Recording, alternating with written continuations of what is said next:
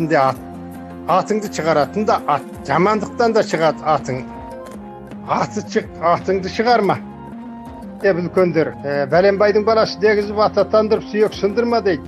Сонда ат деген сөздің мағынасы қандай екендігін осыдан түсінсек болады. Майда жал, майда құйрық, немесе күлте жал, күлте құйрықтан шығады. Ұя құйрық, бұйра жалдардан айғыр салсаң, өсім тал болады.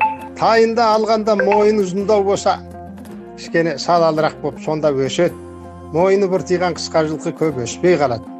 Жас жылқы бір жыл алдын, бір жыл артын өсіреді. Ат міністен, әйел жүрістен бұзылады деп бұрынғыда неге айтады. Атты талдап алады екесіңдер, біреуге сынатып, жүйрік ат алсаң да, баптап бәйгеге қосалмасаң, аттың обалына қалдың сегіз. Бәленбай сыншы алып бербе, чаппады деп, лаққа салып, жемді беріп, аяғына қан түсіріп, кем қып, зорлап, көз түсіріп, талаға тастасаң ол бекер. Сондықтан оны жақсы тәрбиелеп, мініп, баптап отырып, кемеліне келтіріп қосу керек. Өзің қосалмасаң, жүйрік ат апарып, ат қосатын біреуге баптатып отырып қостыру керек. Еңбегін беріп отырып.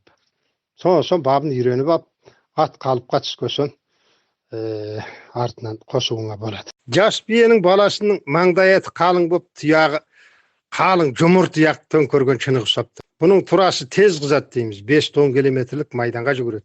Мен анау 5 километр, 10 километр қоссаң деп айтып отырғанда, жанында отырғам жоқ, азаматтар естеріңде болсын. Ат биеден, нар түйеден, тумайтын нар ботасы әр түйеден дейді. Алып анадан ат биеден туады. Жақсы биеден айғырға қосып, ат туғызып алсаңыздар болады. Жүйрік қандай биеден туады дегенде, 7 жыл жылқыға мініп, болмаса бедеу қып мініп жүрген биең болса, осының бірінші рет туған құлына жүйрік болады деп айтады. Жүйрік биеден. 2-де, 3-ші, 4-ші құлынан арғай бие кәртейген сайын жүйрік табады. Оның тұяғы ескілеу келеді, жұқалтаң болады, бірақ жүйріктің тұяғы ескі болғанмен табаны жалпақ кеп, жүрек жоқ, қуыс болады.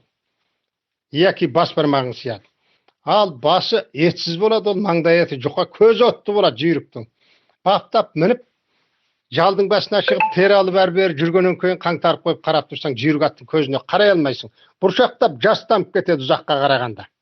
Міне, алысты болжаған нағыз жүйрік. Жүйрік ат деген жылқының батыры. Адамның батырында көз үңірейіп тұрады. Бүркіт қабақ болып, қабағы шығыңқы келеді. Мынау ерлігі бар. Ерлігі мықты адам екен деп бұрынғылар сынап өткен ғой. Адамдардың